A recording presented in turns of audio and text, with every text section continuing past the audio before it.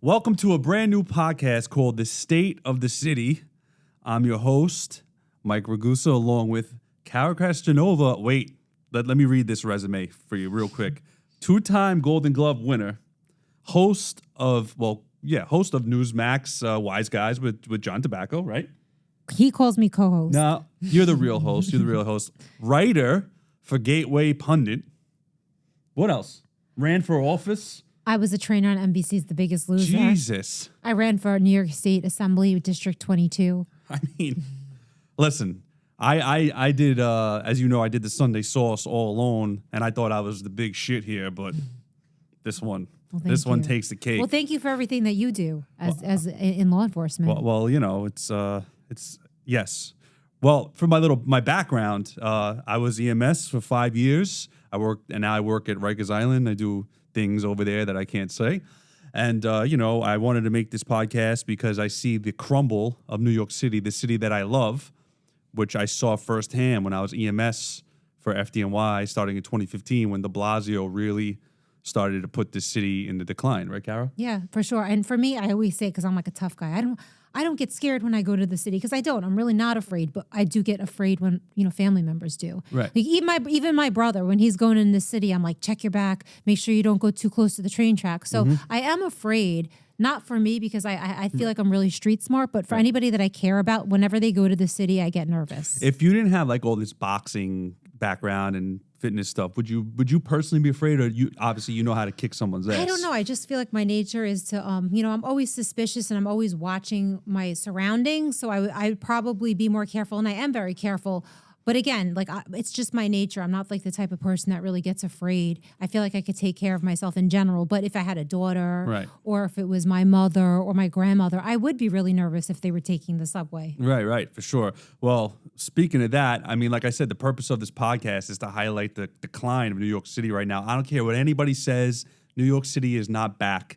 There's mentally ill people all over the place. On the subway, in ambulances, we'll get to that in a minute. They're all over the place. People are getting stabbed randomly. It's just it's sick. It's sickening. It makes me sick because I love this city and I hate this city. Right. Yeah. No, I mean, I grew up in Long Island and I always dreamt of living in New York City when I was older. In the Village, when you're a kid, you think the Village is so cool because we were going to all the clubs. Right. But as I got older, I'd say once I hit 30 years old, I was like, I do not want to live in the city. I actually want to go further out east if I stay in New York or upstate, but there's no way I'm living in the city. Yeah, I mean, I don't blame you. I'm good friends, obviously, with Rudy Giuliani. I produce a show. I do security. That guy, I've become so close to him, and people need to be thankful for what he did for the city, because pre-de Blasio, from Rudy to Mike Bloomberg, the city was, forget about it. It was clean, less homeless people, less crime. But now it's really a shame. And then COVID really put the nail in the coffin to this city. And I don't care like I said, the city is not back. We're in an office right now, the Fluent Studios. It's an empty office because everybody wants to work remote. Why do you think that, Cara? I mean, people got used to it during COVID. They got used to staying home, and now it did become the new norm, unfortunately. And I was recently at a shoot here in the city, and I was walking with John Tobacco, who's, on Newsmax on the Wise Guy show that I'm on. And we came across a protest, and it was a Trans Lives Matter / Black Lives Matter protest, which is fine. Everybody's allowed to protest peacefully. But I can't even explain to you how threatened I felt, especially with having a Newsmax flag. And as a reporter, we're walking in the crowd. All of a sudden, it's really bizarre because these people are very organized. They started saying, oh, there's Cara Castronuova. She's a fascist reporter. Oh. Don't talk to her. Like literally pointing at me. Like I felt very under attack. So I said to John, I don't feel safe. Like let's just go. And then all of a sudden, out of nowhere, he got blindsided. Somebody just like hit him from the side and tried to grab the mic from him. Literally in plain sight. And there were cops everywhere. And it was like the cops literally didn't do anything. It's like they're told to stand down. Right. They're literally told to stand down. One of the things that I found to be so crazy was I've never seen such open racism in my life, and not the type that you would think. There was a couple of Asian cops. And then you have all these Black Lives Matter protesters getting in their face, calling them every disparaging name that you could call an Asian person ever. Like horrible names. I've never seen somebody get called these racist names in public, and these quote unquote Black Lives Matter activists were there literally screaming in these Asian people's faces. And again, they had to just stand there and listen. They weren't allowed to like do anything. They just have to take it. Do you think so? Obviously, cops, NYPD is number one. NYPD is the most diverse police department probably in the whole world, I would say, right? Would you agree with that? I would say definitely. Besides like LAPD, obviously. Right. Yeah, major Very cities. diverse. Right, very diverse.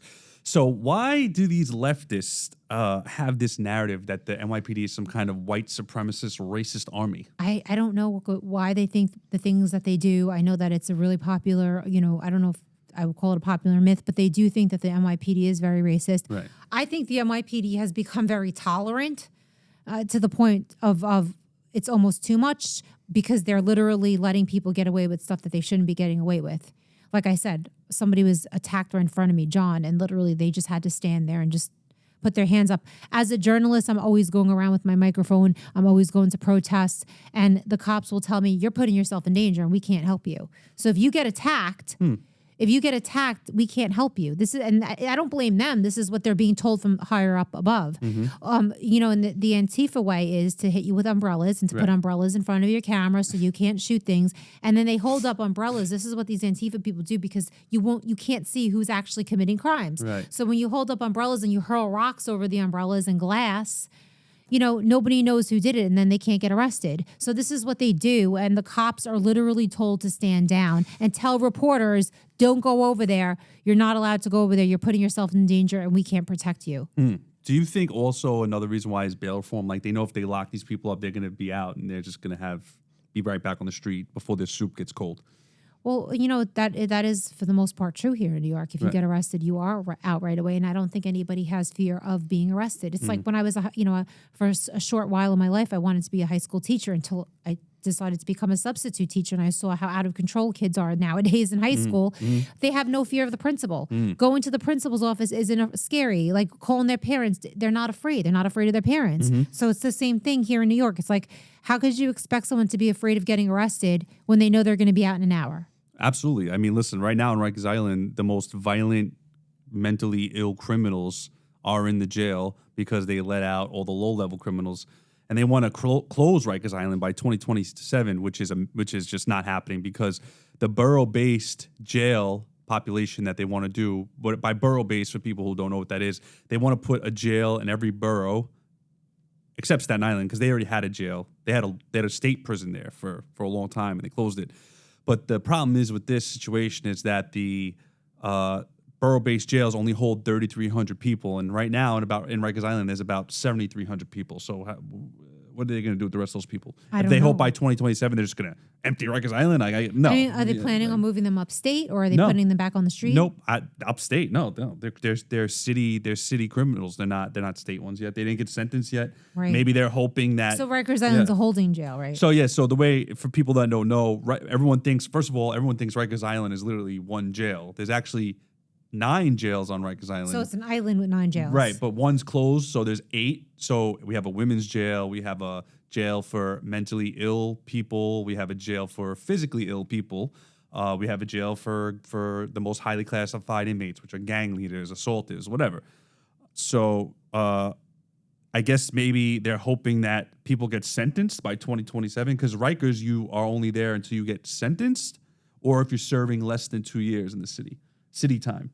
That's the only reason you're at Rikers. And a lot of these guys are there for 5, 6, 7 years, which you're not supposed to be because they know how to play the game and their lawyers are playing games. So by the time they all get sentenced, it's time served and then they're back out on the street again. Right. Wow. Yeah. Yeah. It's a lot to adjust if you don't know much about that. But I didn't know that about Rikers Island. Yeah, it's crazy. So, speaking of mentally ill, I was, like I said, I was FDNY EMS for 5 years. This poor girl, well, let's go back to October of 2022. A lieutenant, I didn't know her personally, but she was a lieutenant for the fire department. She was literally walking on the street of Astoria, Station 49, right by Rikers Island. Some crazy ass dude just came up to her, stabbed her multiple times, 20, 25 times, just left like it didn't happen. And now he's in a psych ward. Flash forward to this week, or maybe I think it was Friday or Saturday. Another girl, she works for Mount Sinai, still part of the FDNY EMS system, was transporting a mentally ill patient with priors, with priors. We go back to bail reform. He took out a butcher knife from his boot and stabbed her 9 times. It's that when I read it, it sounded like a horror movie kind of. Right. Like the guy's there in the ambulance, laying in the bed, and then all of a sudden he Just jumps gets out up, of the bed with stabbing a her. kitchen knife and starts stabbing the girl that's like trying to help him in the ambulance. So Right. that's a crazy story. And mind you, EMS, private and municipal, when I say municipal, I mean FDNY, are the lowest paid first responders in the whole city. Starting pay is $38,000 as an EMT. Top pay is about $55,000. So he had a knife on him. I guess now He had a butcher's knife on I him. guess you got to pat down people But this before is you the bring them in the second time. ambulance. This is the second time he had a Right. knife on him. So, and he's still walking the streets. What do we have to give? Does another cop have to get killed? I mean, does another EMT have to get killed? Does a judge have to get killed? Like, what do we need to do for Kathy Hochul to change the bail reform that Andrew Cuomo put intact? It wasn't her; it was Andrew Cuomo. What has to happen, Cara? I guess more people have to die, which is so sad. It's so unfortunate, you know. It's like an intersection where there's no stoplight and someone has to die there, and they finally put a stoplight there. Right. Yeah. It's sad, and I don't know what the solution is with all the mental illness going on either in the city. It's really scary walking around the city and seeing a lot of these homeless people. It makes me sad, especially the ones that are veterans, because they serve the country, and I think that's what brought them to the state that they're in. Right. I don't know what the answer is. Well, the VA obviously is not the best place to get care right at this time. Unfortunately, I know Donald Trump. This is not political. This is facts. Donald Trump put a lot of money into the VA to try to revamp it, and now I just feel like Joe Biden is ignoring it and just saying, whatever, fuck it, right? Yeah, I could speak from experience. I mean, there you go. Yeah. My father died in a VA hospital Right. in Suffolk County in Long Island, and it was not a nice hospital. No. I always feel like had he been in a better hospital, he actually would have had a chance of survival. He died from cancer from Agent Orange, but I always remember being there as a kid, and even as a kid, I'm like, this place, like, I can't believe this is where they put veterans. You have like there were a lot of mental patients just wandering very freely. So it is really sad, and they do need to improve care when it comes to the veterans. That's for sure. Yeah, I mean, also, even with our homeless veterans, this city puts illegal migrants over New Yorkers who are rightful citizens here that are homeless, which just boggles my mind. I don't understand. I really don't get it. Why? Why, Cara? Why? I don't know. I mean, they're sending them here. They're coming over the border. Again, it's like something like that's beyond my pay grade. If I was president, I think I could probably do a better job than Biden and Kamala Harris. That's a corpse for sure. can do better than Joe Biden. And Mayor Adams. I don't think he's handling this well. They're actually moving a lot of migrants to Creedmoor, which is right by my house. I know exactly what Creedmoor Creedmoor is is, literally a mental institution. Yes. It's a humongous building. You coming off the parkway here in New York. Grand Central. Right, getting onto the Grand Central, and you see this giant building. It's Creedmoor. Scary building. It's a very, very frightening mental institution, and Yes, they're literally putting up tents in the parking lot and packing it with migrants. Right. I mean, I think that could kind of be a recipe for disaster. I don't know. Well, the other day, it's funny you said that, they opened up this closed, low security jail on Central Park North, I believe it was. A father and his son were coming out of an apartment building. 15 migrants were out there. They were making noise, drinking beer, littering, and I guess the father just said, "Hey, can you guys keep it down?" 15 of them beat the shit out of him right in front of his kid. Well, I didn't hear about that. What is this? This is why I am on the news, but I try not to watch a lot of other news channels because it's never good. The news is always bad, especially when it comes to local news here in New York. It's every day there's something else, and it just makes me so mad. Yeah, it's sickening, and you see and these people, the tourists come here. They only really go to Times Square. They don't want to You talk to them, they're afraid to go anywhere else in New York because Times Square is obviously the most heavily guarded place besides the World Trade Center in the city, and they think that's the city. Right, that's not the city, As a New Yorker, I avoid Times Square, Penn Station, and the Port Authority like the plague. Those are dangerous, dangerous places. You know how many stabbings I've been to when I was EMS in the Port Authority? I was EMS in Manhattan, from Chelsea all the way up to the Port Authority. Stabbings at the Port Authority, stabbings at Penn Station, stabbings in Times Square. It's insane. No, it is. I actually was robbed on the subway. There you go. You see? And you know what they do is they grab your chain Right.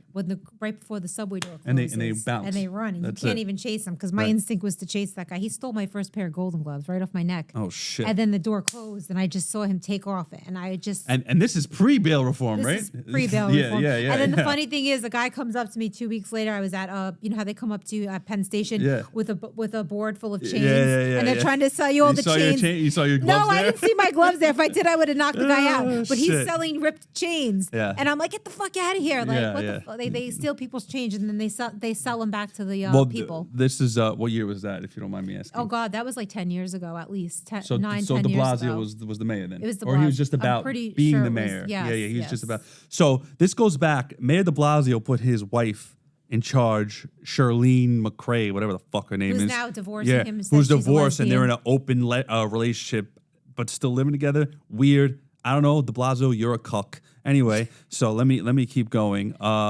So he put her in charge of a mental health program. First, it was called Thrive. Didn't work. $850 million of our taxpayer money, by the way.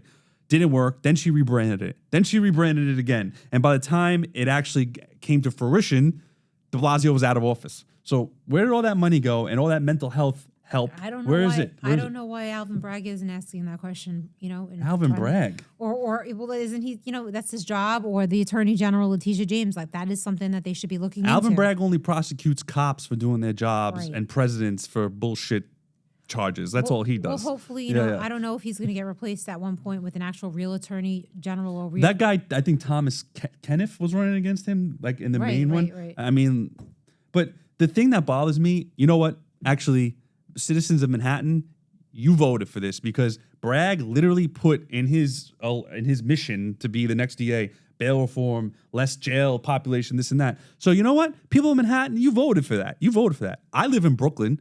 Cara lives in Long Island. We didn't vote for that, but we still come to this borough and we want to be safe and feel safe. But unfortunately, we don't because we have a DA who doesn't give a shit about the citizens of New York City. And he's making this the norm. You know, this shouldn't be the Right. norm moving forward into the future. You know, the next DA is going to be just as progressive. I think. I don't know if I'm right. I hope I'm not. The DAs in every borough are progressive except for Staten Island. Right. He's the only one that has common sense. And Long That's Island it. is we well, have a right, good- right. right, That's we what I'm have talking good about. Long DAs. Island. Yeah, yeah. You have good DAs. We're out not there, in right? the city, but we may as well be, especially where I Right, live. Nassau County. I especially. live on the borderline of Queens. I could walk to Queens, and like I said, it's not this. I don't live in the safest area. I'm not going to lie. Do you find in Long Island that some crime is spilling over from the city? I Do you think it do. gets worse? Especially where I live, which is on literally the gateway. I call my town the gateway to Long Island. And it's where everybody moves from Queens or from the city. They consider it Long Island. In actuality, I'm literally 2 minutes away walking from Queens. And my area, you know, there is a lot of crime there. And that's one of the reasons I ran for New York State Assembly, because so many people are concerned. And it's not nice when you have to live in fear. People are living in fear and crime is on the rise. So I ran for New York State Assembly, and it was hard running against an incumbent Democrat. Impressive campaign, though. Thank you. You started late. You raised a lot of I money, and know. you almost won. I almost won. That's really 'Cause good. People are fed up, but there's just so many yeah. embedded Democrats that Yeah. are just like brainwashed. And unfortunately, you know, I ran against an incumbent. I think she's been in for like 5 terms, and she was a big voter on the bail reform and all this other progressive nonsense. Now she's pushing, you know, I guess a bill for reparations. Like she's pushing for more mandates for the vaccine. Let's talk about reparations real quick, right? You're Asian, right? Yeah. I'm Italian. Our families clearly weren't here during slavery. That's what I say. Right, Thank you for saying it. So why? I say this all the time. I don't care. Why are we like minorities technically? Because we're not white. You know, we're not white Italians people, right? didn't cross over Right. into like the early 1900s. Right. Well, I'm not right? saying I'm a minority, but we're like a minority. Well, we came here well race.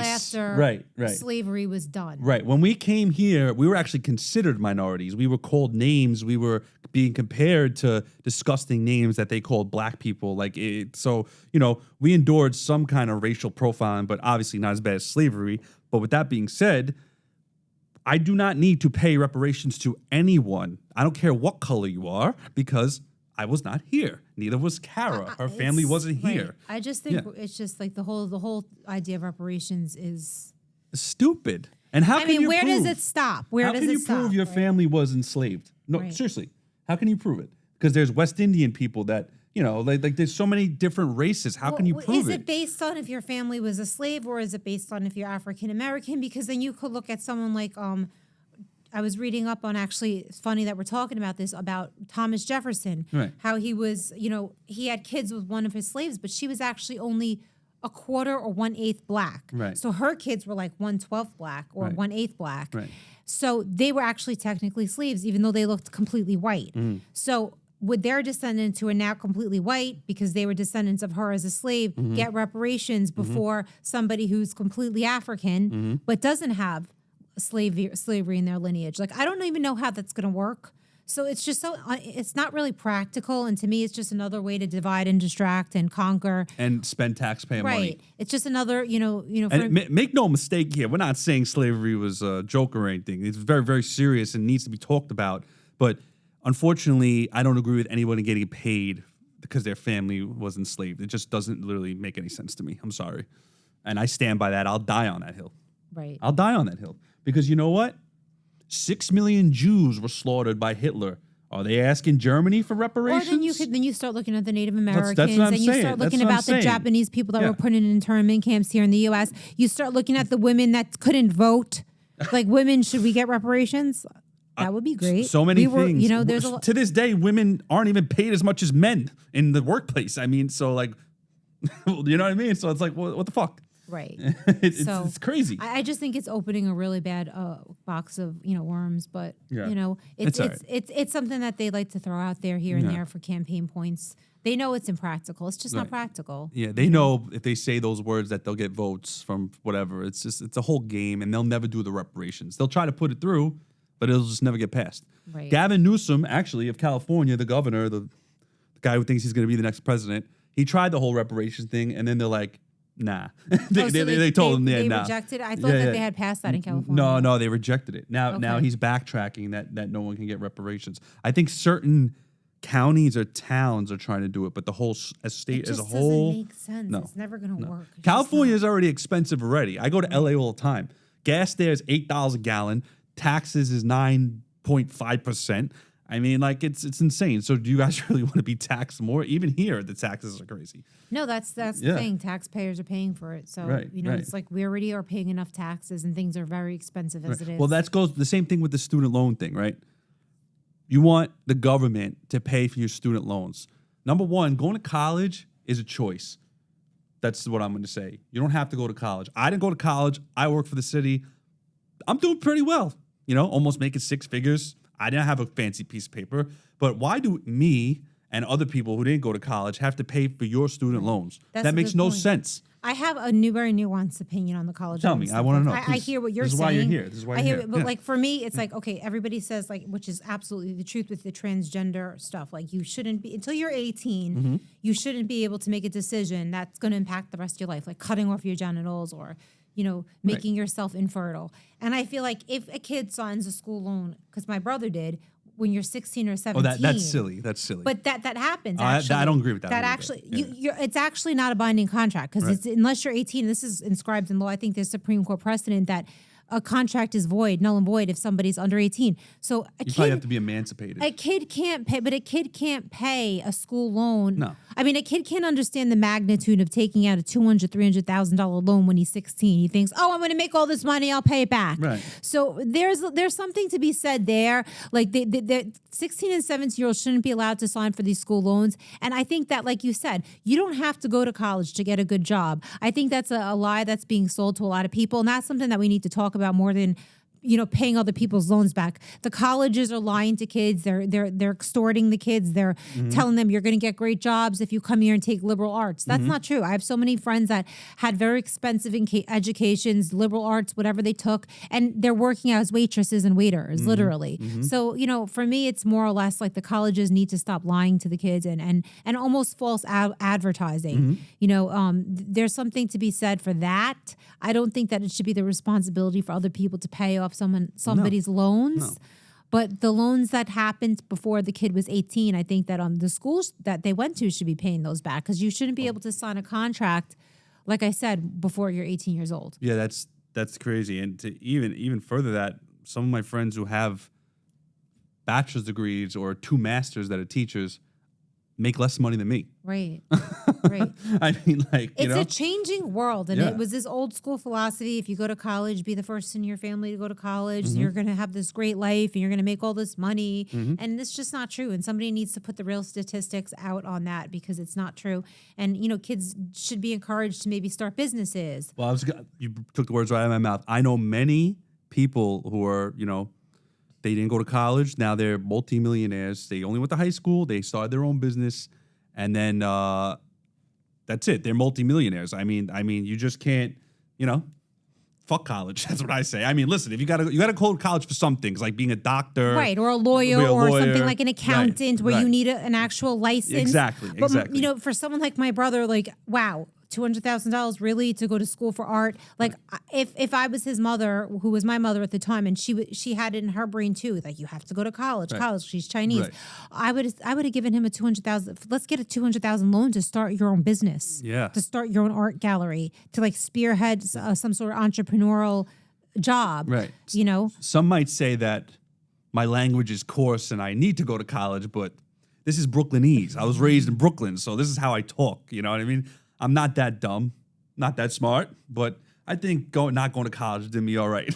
Yeah, it's one of the things I think it's good for is socialization. Like, if you grow up in Brooklyn, you really don't need that because you're already social. Right. But for a lot of these kids from like small towns, like, I guess it could teach you how to network, how to be part of a group and stuff like that. That's what I found. I learned some stuff in college. I went for journalism, but believe it or not, everything that I learned about journalism turned out to not be true, because we were taught to be not biased. Right, but it's biased. Everything in the news is biased. You can't work in the news without being completely biased. I want to ask you that. Being in the news, in the media business, journalism business, is there any news on this earth that is not biased? Any news company? I'm just talking about the U.S. Honestly, of course, I'm going to say good things about Newsmax. I think I think they're very fair, and they try to be very fair. The Gateway Pundit, although it's called a far right conspiracy website, because QAnon. No, they'll try to say that, but we are so fair, and we're actually I actually think most of the writers are sort of like classical liberals in the sense that we believe in the Constitution, free speech, the amendments of the Constitution, but then libertarianism, right? But we get pigeonholed and we get slandered as far-right conspiracy theorists. Yeah. So when you actually do fair news, then you get completely blocked on Google and censored. So yeah, I would say the Gateway Pundit and Newsmax are pretty fair. But other than that, really, maybe local news. But even local news, Fox 5's a little Republican. Listen, I worked for FiOS News, and we literally used to a certain extent. Listen, they exaggerate the weather. Okay, put it that way, on the local news, because it's good for ratings if there's a big storm. Listen, New York One is the most liberal news channel out there. Right? But my point is, if you're literally going to exaggerate the weather and tell everybody this giant storm is coming, and get water and hide out in your house, like, this is great for ratings. And they don't care that people literally actually, take off the next day from work. They don't leave the house, and then there's no storm. Right. So it's like, even on the local level, the news is fake. It actually reminds me of, you ever saw Curb Your Enthusiasm? You ever saw that show with Larry David? There was this one episode where the meteorologist would tell everyone it was raining every day so he could have the whole golf course to himself. Right. It's like, this is what they would do. That was an episode on Curb Your Enthusiasm. We used to take footage of storms at the waterfront, because storms are always worse at the waterfront. Right. And then everybody's seeing it when they're inland, and they're like, oh my God, it's horrible out there. And in reality, it's just like lightly drizzling, or there's light snow. So, I don't, that I had a love-hate relationship with the news for a long time. And I'm lucky now that I'm working for organizations that I actually respect. But there's not many news stations, I feel like, that are fair anymore. And they're completely slanted. And that's just become the norm. What you call a journalist is actually a political commentator. There's really no journalists left. Even sports channels are very liberal. Right. Like ESPN, like what's up? Weird. Like, legit, they don't like just like when I was younger, and I'm sure when you were younger, like ESPN would just report sports. Like that's it. Right. But now they're getting too political. Right. This one and that one. It's A weird. little strange. It's a weird. We live in weird It times. makes people uncomfortable, and Yeah. in Hollywood too. You know, I watch. Oh, jeez. I try to watch series like everybody else who doesn't want to just have a good, but I just can't because they literally put propaganda right. They embed it right in the Well, scripts. if you come out as Republican in Hollywood, you're done. John Voight, he's done. No one wants to hire him because he's a Trump supporter. He doesn't care though Who because else he's is old and rich. Republican? And Matthew McConaughey, I think, is Republican, but he hasn't really said he never said he was like a Trump supporter. He's on the fence. He's on the fence. He doesn't have the balls. He doesn't have the Jim nerve. Caviezel of Sound of Freedom. Jim Caviezel's a great actor. Yeah, I met yeah. him. There's- Sound of there's Freedom a- was there- good. oh, that yeah. was. Have you seen it? Haven't seen it. Let me tell you, Cara, I was Googling sex offenders in my neighborhood when I got out of that movie to find where they lived. I can't. Right, like you I'm wanted psycho. to be Yeah, like, I'm crazy. right. I'm crazy. I can't. I can't. The I know, movie I know. literally leaves you wanting to help. So you're like, what Yeah. can I do to help? Yeah. I want to go to, I want to go to Colombia and help It's fake, these though. It's fake. people. It's fake. It's fake. Well, that's what Oh, they yeah, say. it's That's fake, what Democrats say. They're sex traffic deniers. Right. But it's not, and it's a real thing, It and is. it was a sad movie. But Jim Caviezel did a great job, and it was a really good testament, I think, to the fact 5 years they held that movie. They didn't I know release it. they Did didn't you know release that? it. I did. Yeah. Disney owned it, and then they finally got rid of it. And that 5 years. I know. I heard. But it did so well. So it shows that Yeah. conservative stuff can do well. Right, And it's really, right. really. It wasn't even conservative. It was just I know. factual. Why- It was like why am I factual. saying no, that? No, I'm but I'm it's drinking the conservative Kool-Aid. because the press is saying, I know, it's okay. It's fine. But I'm just saying it was just a factual movie. Like, this is a true story based on Tim Ballard's accounts. Tim Ballard, verifiable, very, legitimate man. This wasn't made up. I mean, it was a little dramatized for Hollywood, but it wasn't like, Yeah. Right. Yeah. So, Yeah. It was a good movie. And I hope they make more like it. And I hope they show that people can be conservative. Like the actor, Jim Caviezel, he's a Right. known conservative. The people Religious who man. made the Right. the people who made the movie. Angel Studio. Right. And Mel Right. Gibson was somehow involved in there Right. somewhere. Right. They're conservatives and they're He's able another to, one who was canceled. Right, he was canceled along. He Canceled. was like the old school canceled. Yeah. But Yeah. the movie did well, and I was happy to see that because it shows that there is a market for movies like that, and that Hollywood doesn't have to be liberal. Good movie making $100 doesn't million. have to be $100 million. Beat Indiana Jones. Right, that's crazy. Well, That's who gives a crazy. shit about Indiana I Jones was anymore? thinking I'm going to send my resume to Angel Studios. should. I'm like, wow, maybe they'll hire me because should. I lost hope a long time ago getting hired for anything. You look like an actress, though. There was a point where I'm talking a long time ago where I was like, oh, I could be an actress. I never went to school for it or anything like that. I don't know if I know how to act, but the few things that during COVID, I had a manager and he was putting me in for stuff having to do with acting but I couldn't even get a role because I wasn't vaccinated.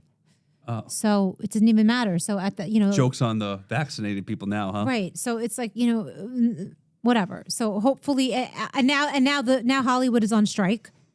So you lucked out. You lucked out. Newsmax isn't on strike. You still have a job. But Hollywood's on strike, and I've said to million. I hope they stay on strike. I hope they never make a movie again. I hope that that opens the door for new movie makers that are not Hollywood related. A lot of the indie studios are going to get their time to shine. I really hope so There's very good indie studios. A24. I think who made Stranger Things? Somebody made. I forgot who it was, but there's a very good indie studios. But they're still SAG. They're still in the union. Right. Let's, replace Hollywood with something better. A whole new industry of movie making because they've gone so far left, and they're on strike and they could stay on strike. I mean, I didn't see them striking when people. They're saying they're mad because they're going to be replaced by AI. They're afraid that actors are going to be replaced by AI, and they're afraid that they're not getting that. There's with the streaming services, they're not getting enough residuals, and they're standing up. They said for the people in SAG who are like not big actors, who are lower paid actors. Where were they when there was people that couldn't get on sets because they weren't vaccinated? Striking for the lower paid actors, like the extras and stuff. Okay, I believe in that. But these big Hollywood stars, like, I don't know, Leonardo DiCaprio and all these guys are making fucking $10 million a movie. They're mad because like they know what? they're trying to say it's about replacing the background actors with AI. Oh my It's God. not. They don't care about the background actors. They know that down the line they could easily make an AI Leonardo DiCaprio that's better looking, that's younger, and they replace him. So that's why they're scared in the end that they only care about themselves. Right. And they always have only cared about themselves because if they didn't, they would have been striking when everybody was getting fired for not having So, the vaccine in Hollywood. The reason why I just feel bad for the strike is because a good friend of mine, my best friend actually, he's an assistant director and he's been out of work because of COVID and then this and that. So I don't think about the actors and actresses. I think about the back people who Right, actually there work are a lot hard of and make the people. movies. Like those people deserve to be paid because they're the ones who do all the heavy lifting. An actor just literally shows up on set, memorizes some lines, and then he's like, all right, let's go. But these Right. people Yeah, I work could see very that. hard. My friend works 14 hours a day as an assistant director when he's on set. Set 5 days in a row, 14 hours, like no breaks. Like these people, like the riggers, all these people, like all these guys, sound guys, the guys who drive the trucks, like these guys, I feel bad for because they're blue collar like me. That's who I Right. feel bad for. I don't feel I bad do. for I feel actors. bad for them That's too. the only people I feel I bad mean, for. there's always collateral damage, I Right. think. Right. But really, Hollywood has gone absolutely out of control. Yeah, they're out of control. What They're they out of should be talking about is how little certain actors get paid. It's almost like there's the actors that are getting paid billions or high millions, right. and then the ones that are getting paid like $30. Literally, Right. I've heard about like people are getting residuals checks for $27 a month, and then you have people like Leonardo DiCaprio who's It's making like $100,000 a month. $100 million a movie. Yeah. So talk about that. Like if you actually care about the extras and the background actors and the people who are day players, Mm-hmm. talk about how little they're getting paid compared to you and give up part of your paycheck and just stop bitching. Like I have no sympathy for any elites in Hollywood. Well, with that, Cara, thank you. We're going to do this again every week. NYCisdead.com. Go to that website. Subscribe. Thanks for listening to State of the City, and we'll see you next week.